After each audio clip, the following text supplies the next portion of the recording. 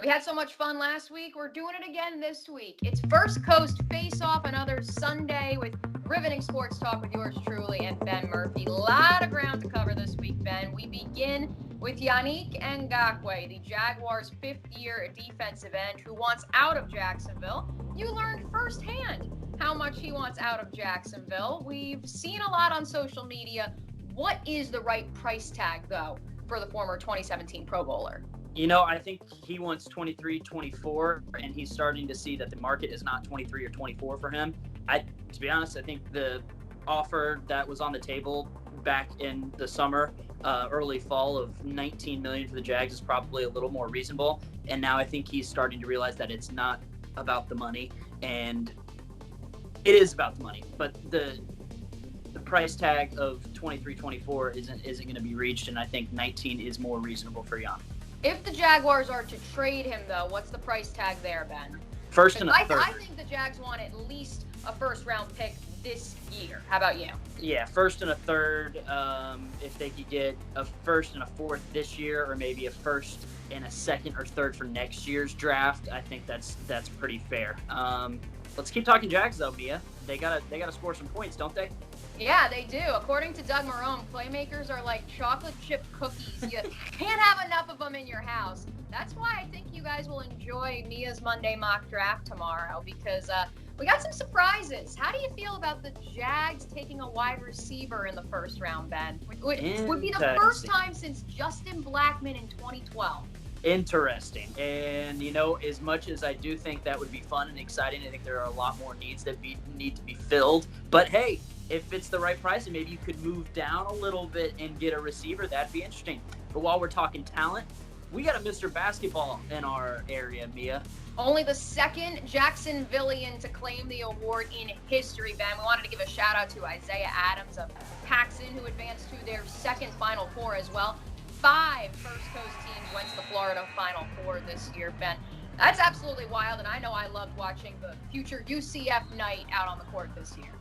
Obviously, yeah. And hoops, this would have been right around Final Four time, Mia. Who did you have in your Final Four? Well, I was supposed to be in Atlanta as we speak right now with Florida State, so yeah, it's very gut-wrenching for a lot of Florida State basketball fans, people who had them going far. I did have them in my Final Four. I also had Gonzaga.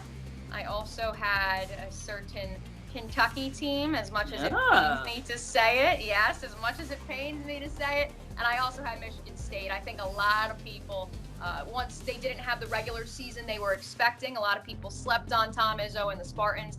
Cassius Winston, 4-year senior. Just an all-around great story, great player. He also lost his brother earlier this season. I just would have thought that would have been, talk about the most magical ride for such a deserving young man. Yeah, I would have liked to see Dayton, too, make a run, and former Florida assistant Anthony Grant. I know many people want him as the coach in Gainesville. It would have been fun to see them make a run, but I like your Final Four. But what about the Final Four of a different bracket we saw on the internet? Tacos, Mia. I gotta get the I'm going with underdog. Jimmy Hula's in Jacksonville. Not as many people know about it. I know Taco Lou's the big banger, but Jimmy Hula's, watch out. They get real creative with those tacos.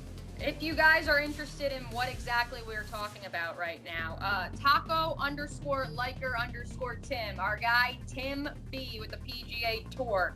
He is doing a virtual taco bracket. You can check it out on Twitter. Check it out on Facebook. The Elite 8 drops on Tuesday. I am sticking with Taco Lou though, Ben. Sorry, I'm going with the number one. Hey, it's a good taco. Mia, speaking of things that are getting ready to drop, I know the Michael Jordan documentary everyone is excited about. For me personally, I think the last real memory, because we're so young, of watching Michael Jordan play is in a Wizards uniform. So being able to relive what I really didn't get to live through the first time is what I'm excited about. Personally, I can't wait to see him and Steve Kerr go at it. Oh, yeah. With some fist fighting. Knowing Steve Kerr as we do now in this day and age as the head coach of the Golden State Warriors and such a, reserved, docile guy for the most part. Woo! I can't wait to see what happens there. But staying in the NBA, Ben, the Hall of Fame induction the class of 2020 was announced yesterday. The late Kobe Bryant among those that will be inducted this fall into the Naismith Hall of Fame. Coaching-wise, Kim Mulkey of Baylor also on the list. Tamika Catchings of the WNBA. Is there any one favorite memory you have? I know we shared a lot of them, but of Kobe, Kevin Garnett, any of those guys that you're like, yup, that guy is a Hall of Famer. Anything is possible. Kevin Garnett, and then obviously I think the thing that hit home for me during the period of time where we did lose Kobe for about a couple weeks, that was the center of the world, was when someone put out, we're never going to get to see him make that Hall of Fame speech. That really hit home. Yeah, really enjoyed. If you can check it out, his wife Vanessa and their other daughter put out a video yesterday. Highly encourage you guys check that out. Let's talk some golf, Ben. I saw this tweet come across my feed on Monday. I have not heard anything since. Tiger, Phil, a virtual golf off course. What are we calling this? How would this play out? The golf off online. I love it. It would be I know NASCAR's been doing it. You've been on top of that. And I think it would be interesting to see him play some golf. Phil is a competitive you-know-what, and he'll bet on anything. So if Phil can bet on a video game, you bet he's going to do it.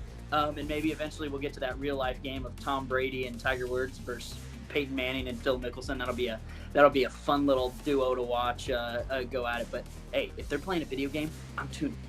So is it a video game or is it like Top Golf? What are we thinking? Well, we can go into a simulator and do it is what they could do. They can. I'm sure. I don't know about Phil, but I'm sure Tiger's got a home simulator. Like when you go into an Edwin Watts or a golf store, you can hit up against the wall and then it takes the ball. Or you can play it on a video game, whatever it may be. I know Tiger Woods has his own video game. So we can go that route as well. All right, we have one last topic. I know a lot of you feel that we've lost sports in this trying time. I do not, because I have been watching a lot of Chopped. This doesn't have much to do about Chopped, but you may have seen it circulating the internet, Ben. $3,500 to eat this plate of McDonald's in 90 minutes or less. Could you do it?